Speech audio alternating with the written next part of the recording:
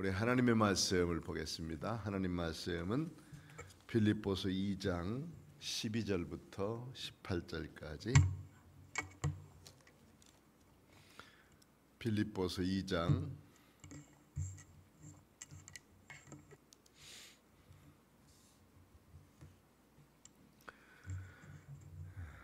12절부터 18절까지인데요.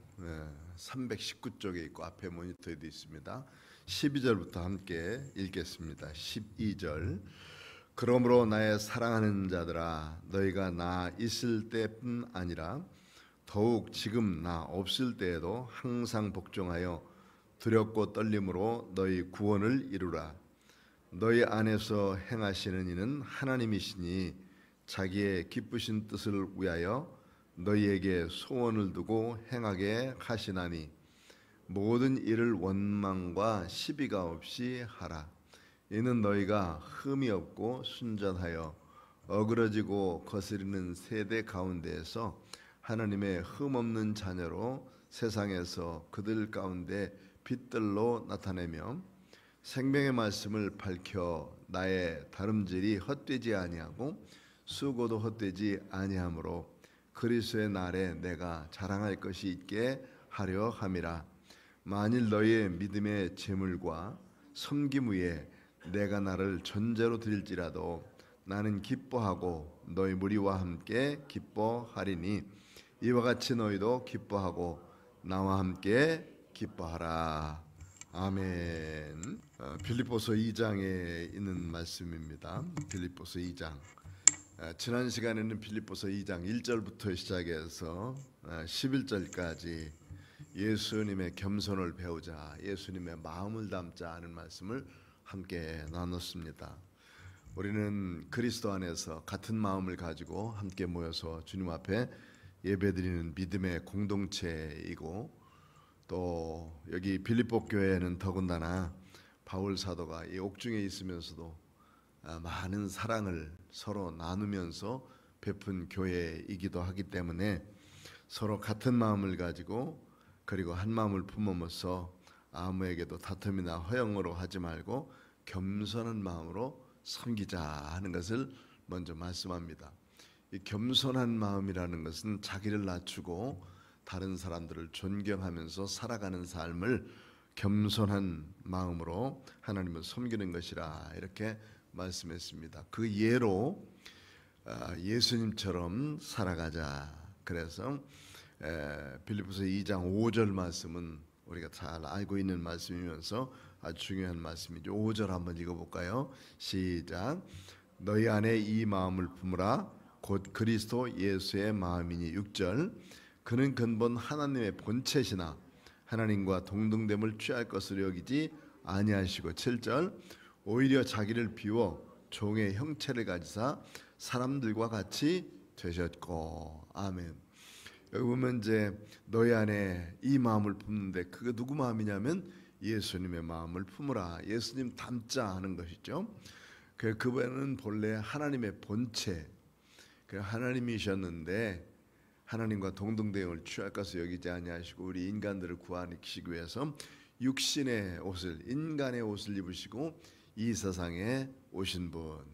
이렇게 해서 하나님이 인간으로 낮아지셨다 하는 것을 하나님이 비하, 좀 낮아지셨다 하는 말을 좀 거룩한 말로 비하라고 말해요. 그래서 하나님께서 인간으로 이 세상에 오셨다는 것은 하나님이 영원하신 그 창조주이시며 사랑이시고 유일하신 하나님이신데 인간이 되셨다는 것은 자기를 가장 낮추심이다 이렇게 말씀을 하고 있습니다. 그래서 하나님 자신이 우리 인간으로 낮아지셔서 우리의 죄를 다 담당하시고 십자가상에 달려 돌아가신 그분이 바로 예수님이신데 그 예수님과 같이 겸손하게 살자 하는 말씀이죠. 그래서 자기를 비워 종의 형체를 가지사 사람들과 같이 되셨고 사람의 모양으로 나타나심에 자기를 낮추시고 죽기까지 복종하셨고 십자가에 죽기까지 복종하셨고 그 다음에는 이제 하나님이 그를 다시 높여 주셨죠.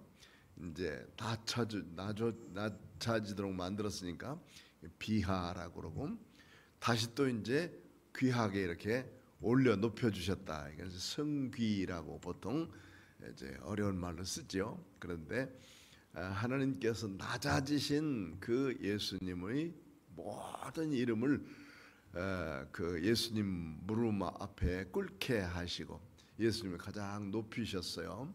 그래서 예수의 이름으로 우리가 예배드리고 찬양하고 기도하고 할 수 있도록 그렇게 만들어 주셨습니다. 하나님이 스스로 낮아지셔서 육신의 몸을 입으시고 오신 분이 예수시라면 겸손의 본을 보이신 분이 바로 예수님이시죠.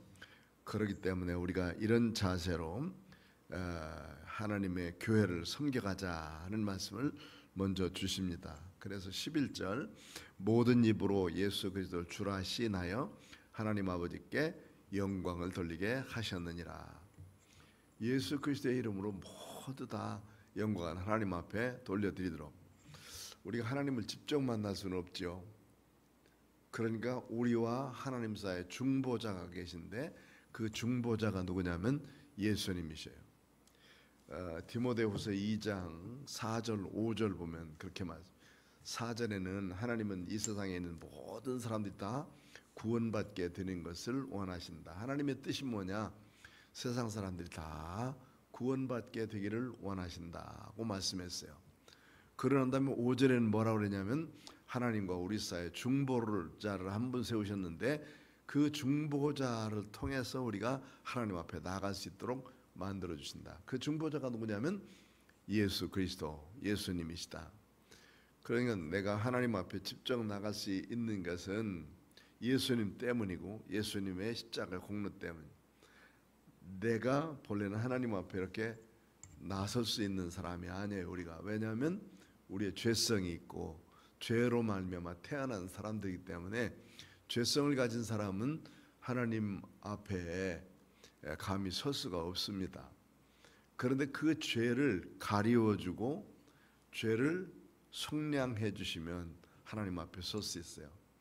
누가 그 죄를 가리워주시고 속량하시냐면 예수님이 우리의 모든 죄를 가리워주시고 속량해 주시기에 바로 하나님 앞에 설 수가 있게 되어지죠. 그래서 우리가 하나님 앞에 설 수 있는 것은 여기 예수님의 공로 때문에 우리가 하나님 앞에 설 수 있는 것을 믿습니다. 그래서 모든 입으로 예수 그리스도를 주라 시인하여서 하나님께 영광을 돌리게 하셨죠. 자, 이렇게 해서 이제 우리가 하나님 앞에서 하나님의 사람으로 예수 그리스도의 이름으로 겸손히 살아가야 되는 반면 우리 성도들이 살아가야 될 때 어떤 모습으로 살아가야 되는가? 이 말씀은 가만히 살펴보면 정말 귀중한 말씀이면서 우리의 신앙의 생활의 삶을 어떻게 살아가야 될까 하는 것에 대한 방향을 제시해 주시기도 합니다. 그래서 성도로서 나는 구원받은 믿음의 사람인데 하나님의 교회 다니면서 어떻게 살까? 어떻게 살아야 하나님 뜻대로 사나? 예수 그리스도의 영광을 위해서 사나 하는 것을 가르쳐 주신 말씀입니다. 그렇기 때문에 이 말씀은 우리가 하나님 앞에 나아갈 때 하나님의 성도로서 또 예수 그리스도를 믿는 믿음의 사람으로 어떻게 살 것인가? 전체적인 주제로는 하나님의 흠없는 자녀로 살아라 하는 것이죠. 흠없는 자녀로 하나님의 사람으로 살아라 하는 것이죠. 그 흠없는 사람은 세상에는 아무도 없어요. 흠이 없는 사람이 없어요. 다 흠이 있는 사람인데 흠 없이 살아라 그랬으니까 이게 대단히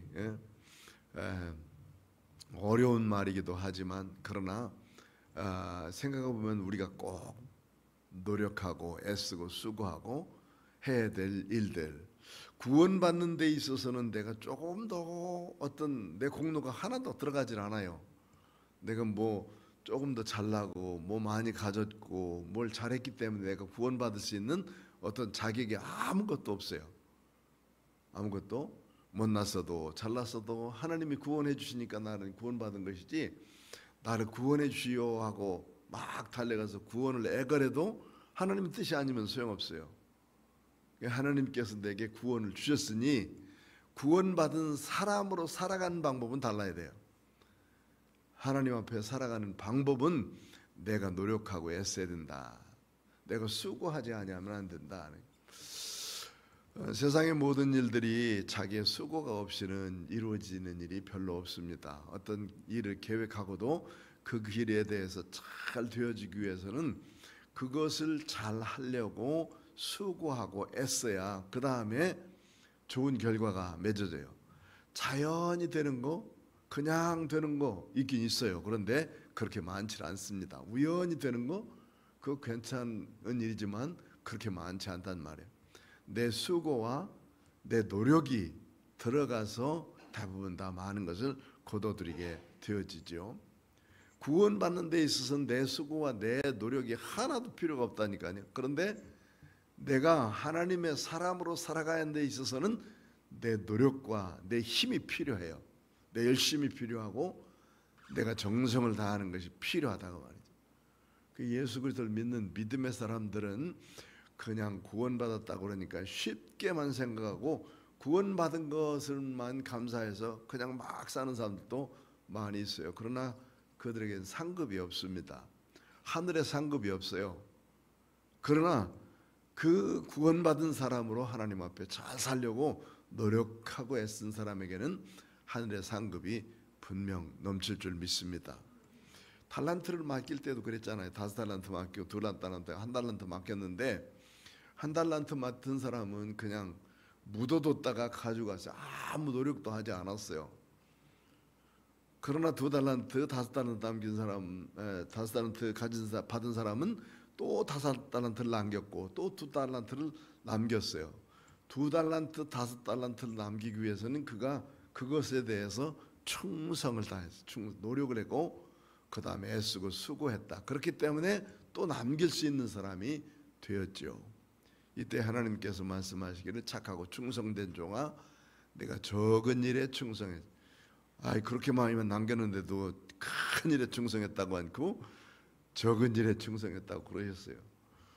그 적은 일에 충성하였으니 주님께서 주시는 그 상급을 마음껏 누릴 것이다 말씀했지만은 1달란트 가지고 있다가 그 숨겨둔 사람에게는 가져가서 주님은 그 분명한 사람이기 때문에 심지에서 그 거두는 것이 아닌 것을 알았다 이렇게 얘기했을 때 주님은 그렇게 책망하면서 말씀했어요. 차라리 저 은행에다가 별일을 주고 그 이자라도 받아오지 왜 그냥 땅속에다 묻어놨느냐 이렇게 말씀을 했거든요.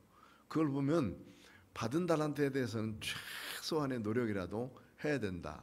내가 가진 하나님의 사람으로서의 살아가는 삶의 방법 중에는 그 삶을 살기 위해서 성도로서의 삶을 살기 위해서 노력이 필요하다는 것을 말씀하고 있어요.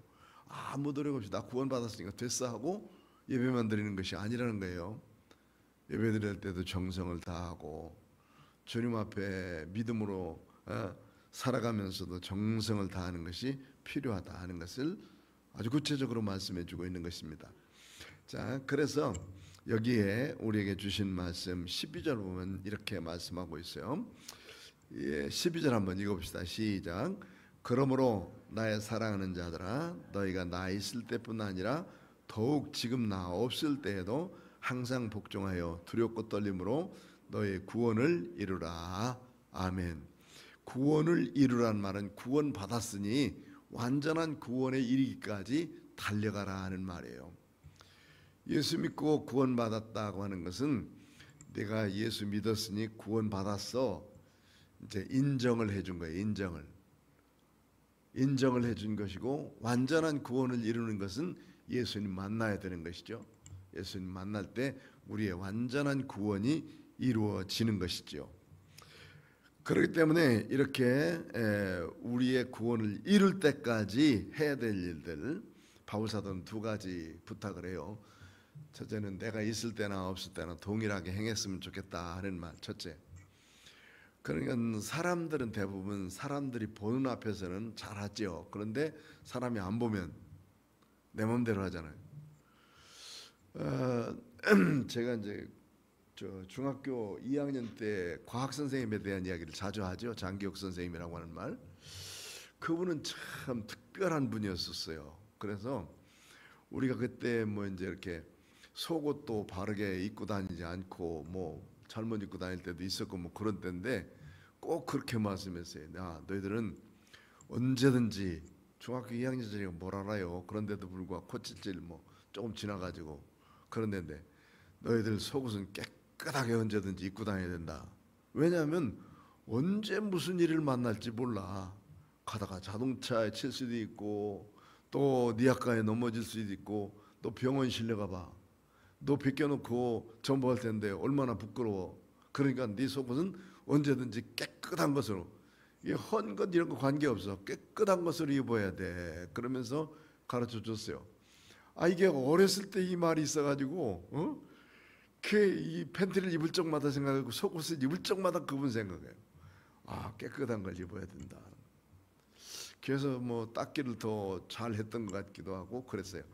우리 그 시대는 땅 세대가 아니에요. 별로 그냥 60년대 60 몇 년도가 66, 67년도에 내가 저 중학교 2학년 정도 됐는데 그때쯤에 무슨 뭐 잘 닦고 다닐 때라니까 뭐 한 번 옷 입으면 일주일 동안 입어가지고 토요일 날 가서 빨아가지고 주면 뭐 땀 얼마든지 많이 나도 관계 없어요. 그냥 그거 가지고 그렇게 입고 살던 때인데.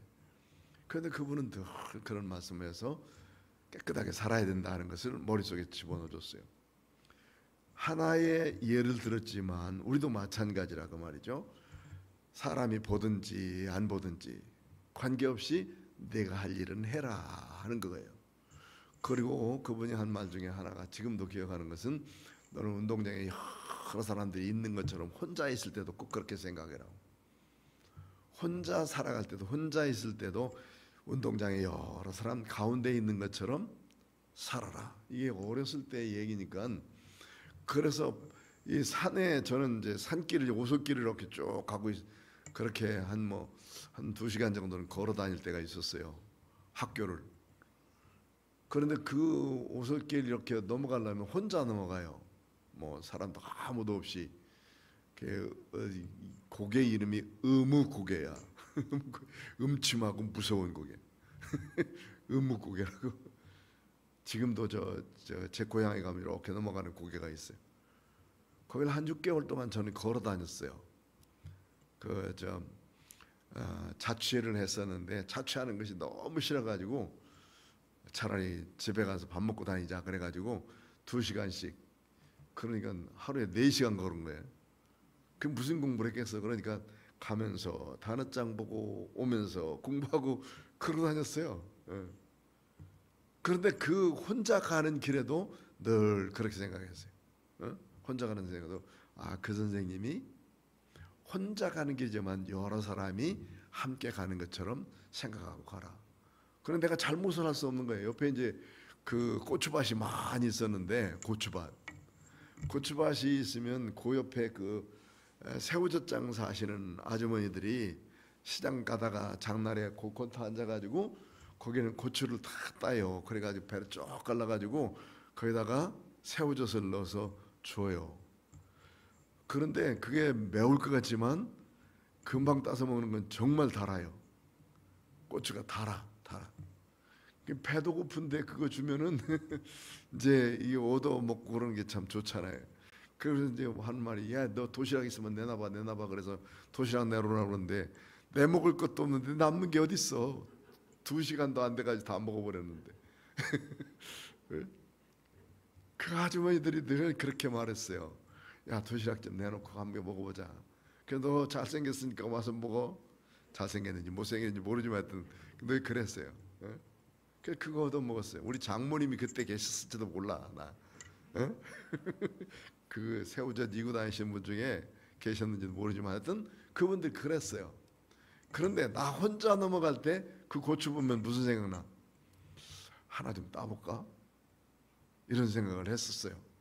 그런데 나 혼자 가는 게 아니라 여러 사람이 혹시 나를 쳐다본다 누가 생각하면 따겠어요?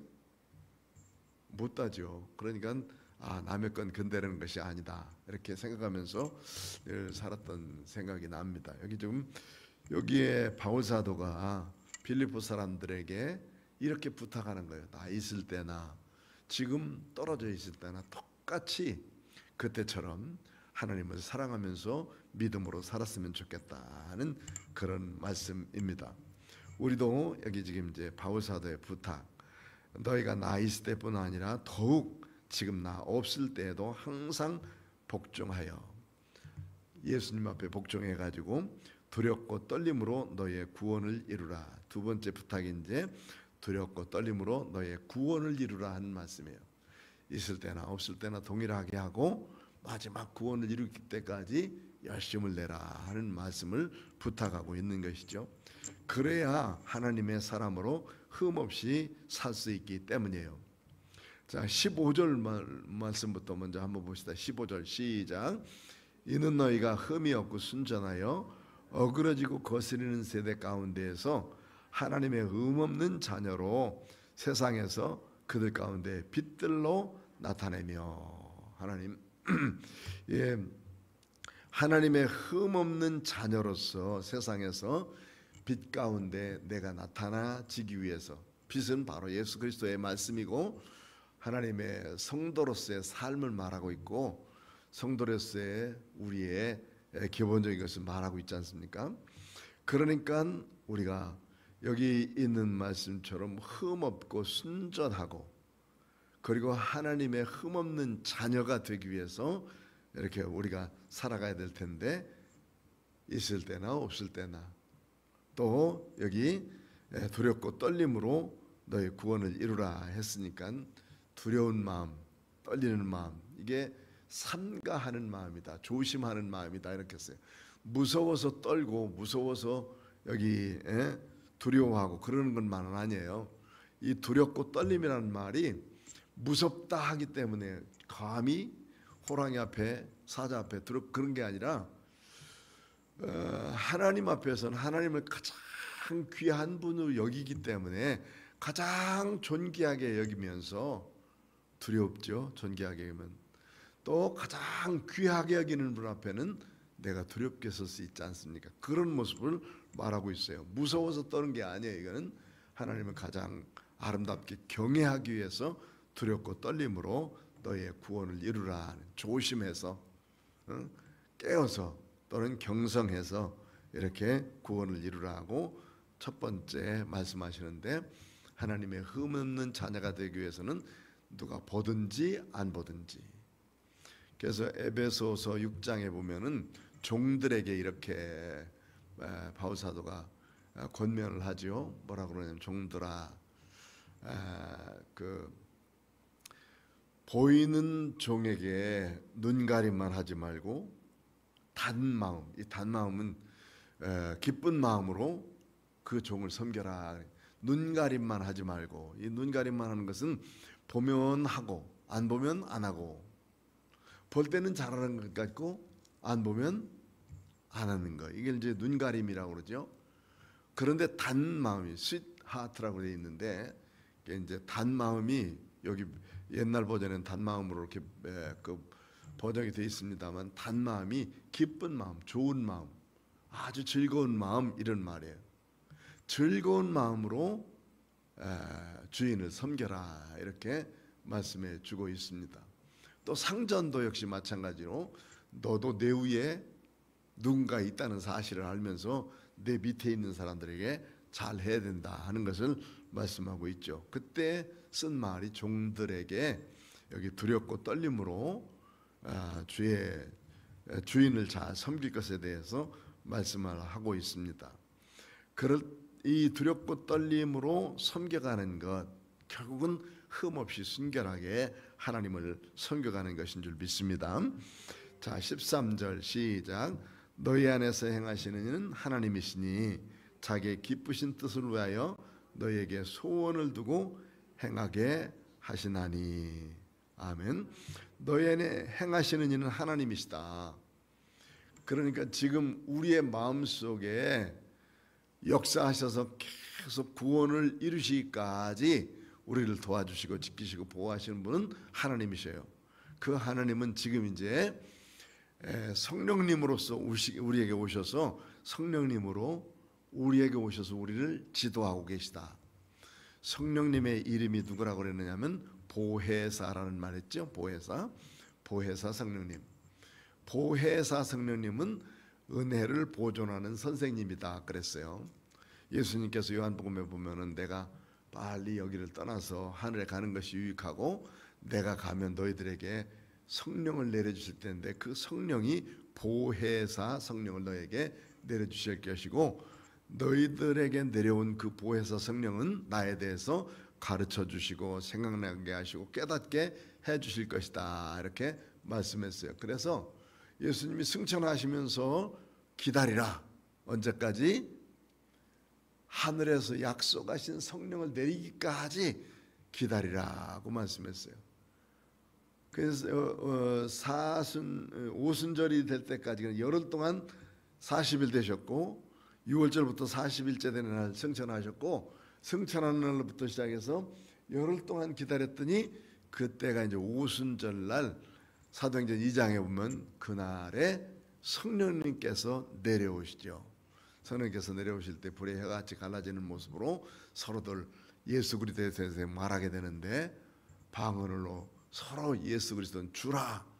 우리의 주님이 예수님이시다.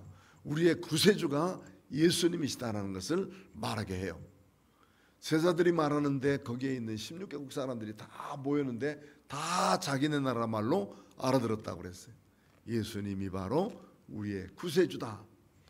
성령님을 통해서 이렇게 모두에게 다 알아들을 수 있도록 만들어주는데 성령님은 누구냐? 예수님에 대해서 가르쳐 주시는 분이에요.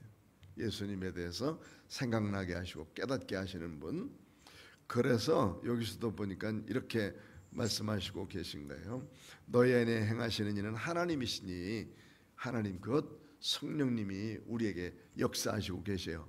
자기의 기쁘신 뜻을 위하여 너희에게 소원을 두고 행하게 하시느니라. 간절한 소원, 하나님의 뜻을 이루기 위해서 그 간절한 소원을 갖게 하시고 하나님의 일을 하게 하셔요. 그래서 우리가 해야 될 일들은 14절 시작. 모든 일을 원망과 시비가 없이 하라. 아멘. 이 원망은 어디서부터 나냐면 감정에서 나와요. 감정. 좋은 말을 했는데도 불구하고 그 좋은 말이 내게는 안 좋게 들렸어요. 그럼 감정이 상하죠. 또 나쁜 말을 했는데도 저 사람이 그냥 좋게 받아들였어. 그럼 관계없어요. 그런데 감정으로 상할 때는 원망이 있어요. 저 사람이 뭔데 나한테 저런 말을 하지? 이게 이제 감정이 상하는 것을 원망이라고 그래요. 원망. 시비는 생각해 보니까 저 사람이 나 그 들을 때는 뭐 별로 문제 없었는데 생각해 보니까 나한테 욕하는 소리네. 이게 뭐야? 지식적으로 생각해 보니까 감정적으로 생각해 볼 때도 있고 지식적으로 생각해 볼 때도 있고. 감정적으로 생각하는 것은 원망이에요. 갑작스레 뭐라고? 감정이 팍 상하게 만들었어. 그러면 싸움도 하던 이게 이제 원망이거든요. 그런데 여기 시비라고 하는 말로 표현된 단어는 한참 후에 생각해 보니까 이거 아니네. 나를 욕한 말이네. 처음엔 좋은 말로 농담처럼 여겨졌는데 그 말이 듣고 보니까 나중에는 나를 심하게 욕한 말이잖아. 그래서 가서 따지는 거. 이게 뭐야? 시비야, 시비. 왜 시비 걸어? 시비란 말이 바로 그런 의미를 가지고 있어요. 이제 옳고 그르냐 하는 것을 따지는 걸 말하고 시비란 말이 옳고 그름에 대해서 따지는 것을 말하고 있는데 이것은 지식적으로 오는 거예요. 지식적으로. 나중에 생각해보고 보니까 조금 생각해보고 보니까 이건 아닌데라고 하는 거. 그래서 시시비비를 가린다는 것은 옳고 그른 것을 가린다는 말이잖아요. 감정은 어때? 그 시시비비를 가릴 사이도 없어. 그냥 훅 들어가지고 나를 기분 나쁘게 만들어가지고 욕하게 만들고 그렇게 싸움 박질하도 만드는 이게 이제 원망이에요. 원망. 그래서 우리가 살아가면서 모든 일에 이 원망과 시비가 없이 하라 한 말은 성도들의 삶 속에서 이게 참 중요한 말이기 때문에요. 감정을 잘 다스릴 수 있도록 되어야 되고 생각을 잘 할 수 있도록 돼. 좋은 생각으로 차 있는 사람. 감정도 옆에 사람이 말하고 말하든지 관계없이 내 감정이 차분해져 있으면 그거 별로 신경 안 써요. 그런데 이제 뭐 그냥 좀 신경이 써지고 어제 저녁에 잠도 못 자고 피곤하고 뭐 그랬는데 와서 한마디 한 것이 그냥 내 감정을 팍 돋궈버렸다? 그럼 그는 가만히 안 참아야지. 예? 그런 거예요. 그러니까 이런 것들을 없이 하라. 하나님의 교회를 잘 섬기며 하나님의 흠없는 자녀로 살기 위해서는 모든 일을 원망과 시비가 없이 하라. 그랬으니까 반대로 말하면 이제 시비 걸 사람이 없이 원망할 사람이 없이 행동해야 되는 것인데 이거 정말 힘든 일이기도 하지만 그렇게 살아야 된다는 것을 말씀해주고 있습니다. 그 다음에 15절 이제 흠없이 하나님 앞에 살아가기 위해서는 너희가 흠없고 순전하여 어그러지고 거스리는 세대 가운데서 하나님의 흠없는 자녀로 세상에서 그들 가운데 빛들로 나타내며 빛으로 나타내라. 빛은 진리거든요. 빛은 의예요. 의와 공의와 정의가 있어요. 의는 개인적인 내 나름대로 만들어 놓은 정의를 의라고 그래요. 정의는 사회적으로 만들어 놓은 거. 우리 사회적으로 이렇게 만들어서 사람과 사람 사이에 인간과 인간 사이에 만들어 놓은 의가 있어요. 이거는 정의는 공동체거든요. 공동체. 이런 공동체 내에서 이것은 바른 것이다 라고 정해놓은 거예요. 대부분 다 보면은 지역별로 다 있고 나라별로 다 있고 그 다음에 태어난 출신별로 다 있고 각자 성별로도 다 있고 이게 전부 다 기준이 다를 수도 있어요. 의라고 하는 것이. 그런데 정의라고 하는 것은 그 사회, 만약에 이제 교회라는 공동체 속에 만들어 놓은 의는 뭐냐면 하나님의 말씀이거든요. 말씀이 내게 비춰져서 여기에 어긋나는 것은 안 되고 여기에 합당하도록 생활하는 것은 의예요. 그게 이제 정의라면, 공의라고 하는 것은 또는 국가적으로 또는 뭐 어떤 이런 단체적으로 이렇게 만들어 놓은 의, 정해 놓은 것이죠. 뭐 어떤 규례도 있고 규율도 있고 법률도 있고 이런 것들을 말하고 있는데, 여기에서 이제 우리에게 가르쳐 주고 있는 이 말씀 중에 참 중요한 것은 그들 가운데 빛으로 나타내는 것은 의를 나타내면서 살아라. 이 의라고 하는 것은 하나님이 내게 주신 기준이에요. 기준. 말씀의 기준을 어디다 맞추느냐면 성경에다 맞춰야 되고, 성경의 모든 기준은 십계명 속에 들어가 있어요. 십계명 속에 들어가 있고, 십계명을 둘로 나누면 어떻게 되죠? 하나님 사랑하고 이웃 사랑하고 둘로 나눌 수 있죠. 이 둘을 합치면 결국 뭐 하라는 말이에요? 사랑하라. 이게 십계명의 말씀이거든요. 하나님을 사랑하고 또 이웃을 사랑하고. 이게 이제 십계명, 이것이 성경의 가장 핵심적인 의예요. 여기서 벗어나면 안 된다. 성경 속에 벗어나는 일들은 다 죄였었어요. 벗어나지 않고 만들어 놓은 것은 전부 다 의라는 것이었고, 그래서 여기서 우리가 하나님 앞에 살아가면서 참 중요하게 여겨야 될 것, 흠없고 순전하면서 어그러지지 아니하고 거스리는 세대, 이제 의를 나타내지 않고 사는 세대를 말하고 있죠. 이런 가운데서도 하나님의 흠없는 자녀로서 세상에서 그들 가운데 빛을 나타내면서 살아라. 빌립보 지방의 사람들이 대부분 다 로마에서 로마 군으로서 퇴역한 사람들이 그곳에 와서 집을 짓고 사는 사람들이 많았다고 합니다. 이 빌립보뿐만 아니라 데살로니가, 이런 지역에는 아주 살기 좋은 환경이 좋은 지역이기 때문에 퇴역 군인들이 많이 살았어요. 그 로마 군인들은 상당히 그 법을 잘 지키는 사람들이었거든요. 법을 잘 지키려고 하는 사람들, 법을 아주 중요시 여기는 사람들이었는데, 그들 가운데 만약에 법을 안 지키고 있다면, 법을 잘 지키는 사람 앞에 그리스도인으로서 살면서 법을 안 지키고 산다면, 저 예수 믿는 사람들이 나만 또 못하다고 그렇게 생각할 것 아니겠습니까?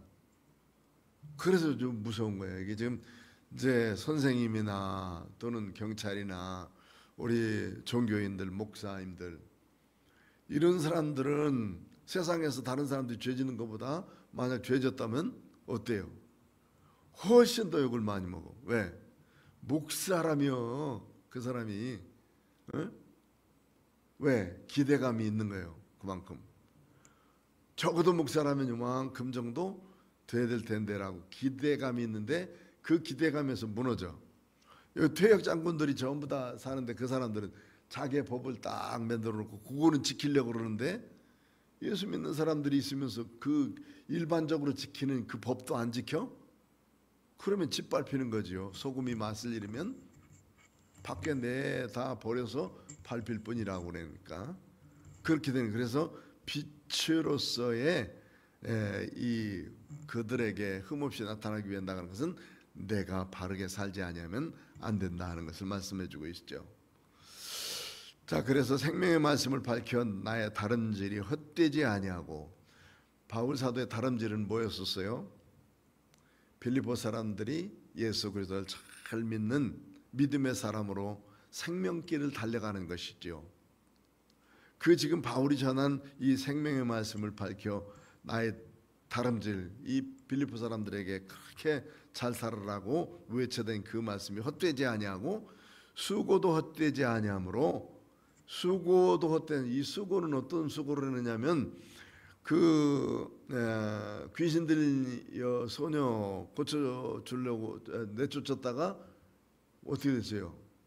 엄청나게 많이 맞았어요. 맞고 감옥에 갇히고. 맞는 것이 보통 어려운 것이 아닐 텐데, 그런 수고를 하면서도 이 빌립보 사람들에게 예수 그리스도를 전했단 말이죠.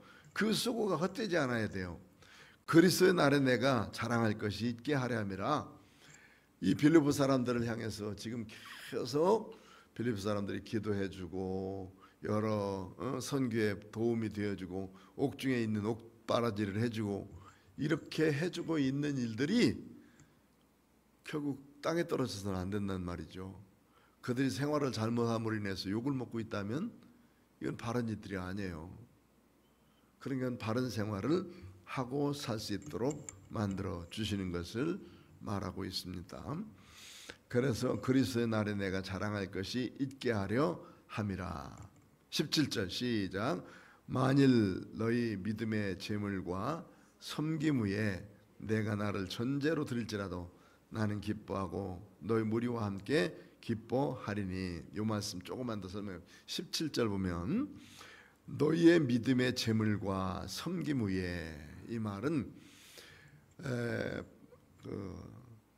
구약 성도들이 제물을 다 준비해 놓고 이제 불태우기 전에 또는 뭐 하나님 앞에 드려지기 전에 전제라는 거래요. 전제는 이 포도주 중에서 아주 톡한 술, 그리고 또 섞은 술은 칵테일이라고 말하는데 술 섞지 않고 아주 고급스러운 술 중에서도 한 가지로 이렇게 돼 있는 거, 그걸 갖다가 그 제물 위에다가 다 부어요. 전부 다 차려놓고 제일 마지막으로 이 포도주를 부어요. 포도주 중에서 제일 좋은 포도주를. 그게 뭐냐면 이제 완전하게 다 드린다 하는 표로 이 전제라는 것을 합니다. 그런데 이 전제로 드린다 하는 것은 뭐냐면, 바울 사도가 지금 이 빌립보 사람들에게 믿음으로 다 가르쳤고, 그리고 또 그들이 하나님의 말씀 앞에서 정결하게 살기 위해서 애쓰고 수고하는 일에 이제 나는 이제 다 됐어. 그 다음에 주님 앞에 갈 일밖에 남아있지 않습니다 라고 말할 때 완전하게 됐습니다 라고 이제 전제를 뿌려야 될 거 아니에요. 그 뿌려짐 속에 자기가 뿌려진다 해도 이런 말이니까 자기가 완전한 희생을 말하고 있는 거예요. 바울 사도가 누구에게? 빌립보 사람들에게 마지막까지 너희들을 위해서 희생하고 사랑하면서 그들을 섬기겠다는 각오죠. 그렇기 때문에 그렇게 내가 다 너희들을 위해서 헌신하고 쏟아 부어도 나는 기쁘다. 내 있는 거 다 줘도 나는 기뻐, 이런 말이에요. 바울 사도의 참 이 믿음에 있어서의 그 아름다운 모습이 여기 그대로 나타나요. 바울이 얼마나 이 빌립보 사람들을 사랑하는지를 알겠고, 또 성도들을 사랑하는 마음이 얼마나 큰가 하는 것에 대해서 잘 가르쳐 주시는 말씀입니다. 우리 하나님의 교회를 섬겨가면서 바로 이런 모습이 되어져야 되고, 하나님의 교회를 섬기면서 참 우리의 모습이 흠없이 주님 앞에 나타나기 위해서는 서로 정말 사랑하는 마음을 가지고 섬겨야 된다 하는 것을 가르쳐주고 있습니다. 그래서 이와 같이 너희도 기뻐하고 나와 함께 기뻐하라. 이제 명령을 하네요. 명령을. 마지막에는 이제 이와 같이 너희도 기뻐하고 나와 함께 기뻐하라.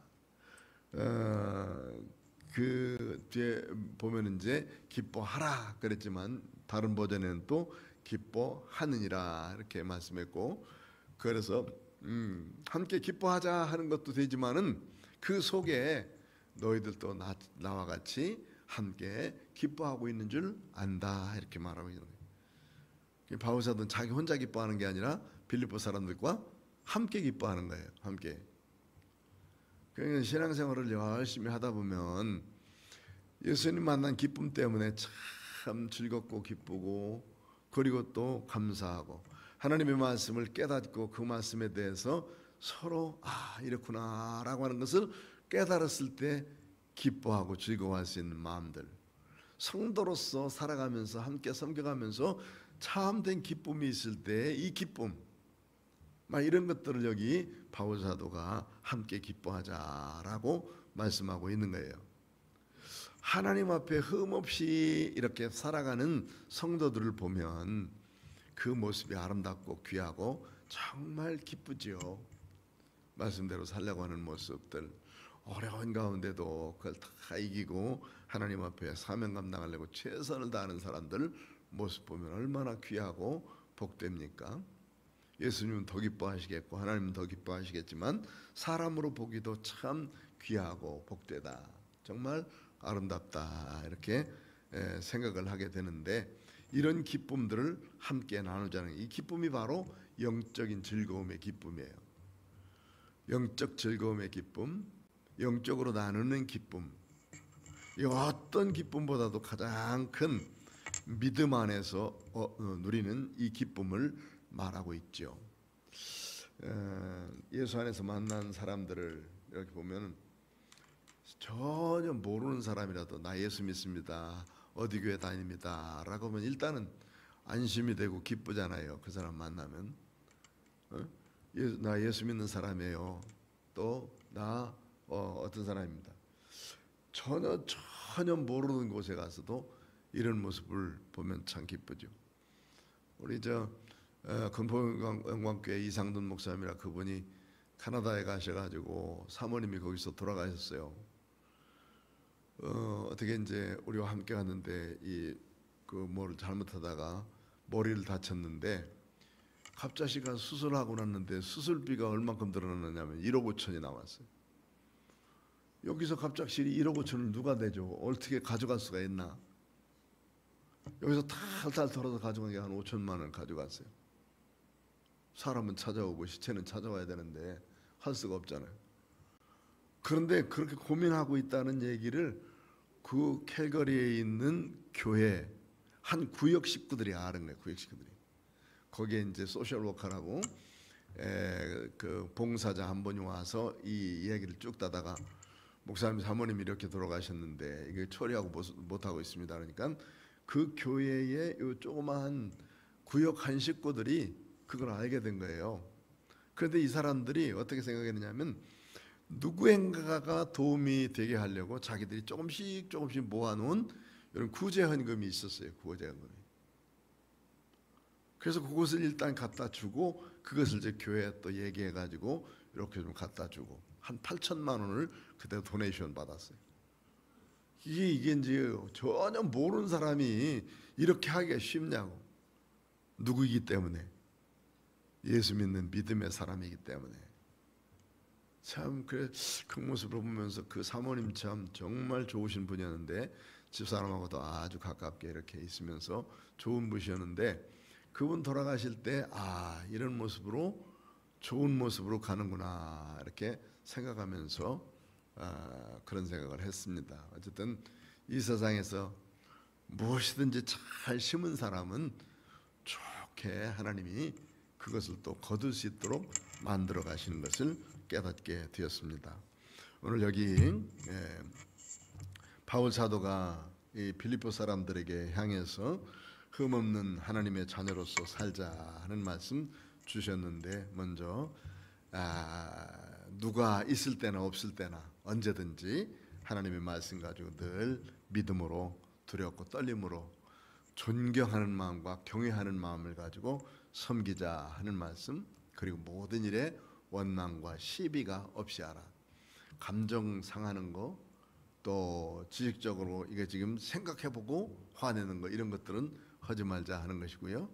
그 다음에 하나님 앞에 흠없는 자녀로 살기 위해서 여기 우리 지금까지 잘 달려간 길들 헛되지 않도록, 우리의 수고가 헛되지 않도록 하나님 앞에 자랑거리가 되어지는 믿음의 사람으로 우리가 서갈 때에 이런 영적 기쁨이 넘칠 줄 믿습니다. 바울 사도가 그렇게 사모하면서 귀하게 여겼던 이 빌립보 성도들처럼 우리를 또 이런 영적 기쁨을 마음껏 나누는 복된 성도들이 다 되어지시기를 주의 이름으로 축원합니다. 기도하겠습니다. 고마우신 아버지 하나님 감사합니다. 오늘 또 하나님의 생명의 말씀을 주시고 이 진리의 말씀으로 다시 한번 간구케 하시니 감사합니다. 사람이 보든지 안 보든지 우리 주님 앞에 있음을 기억하면서 하나님 잘 섬겨가는 은총을 주시고 이 땅에 사는 동안 시시비비, 원망, 시기, 질투 이런 것들이 많은 시대에 하나님 흠없고 순전한 모습으로 이 어그러진 세대 가운데서 하나님을 섬겨갈 수 있는 빛의 삶을 살길 원합니다. 우리에게 주님을 향한 큰 기쁨이 있게 하시고 섬겨가는 기쁨, 그리고 또 하나님 앞에 봉사하며 얻는 기쁨, 그리고 하나님을 영화롭게 여기는 기쁨이 우리 가운데 넘치도록 채워 주옵소서. 주신 말씀 감사하며 예수님의 이름으로 기도하옵나이다. 아멘.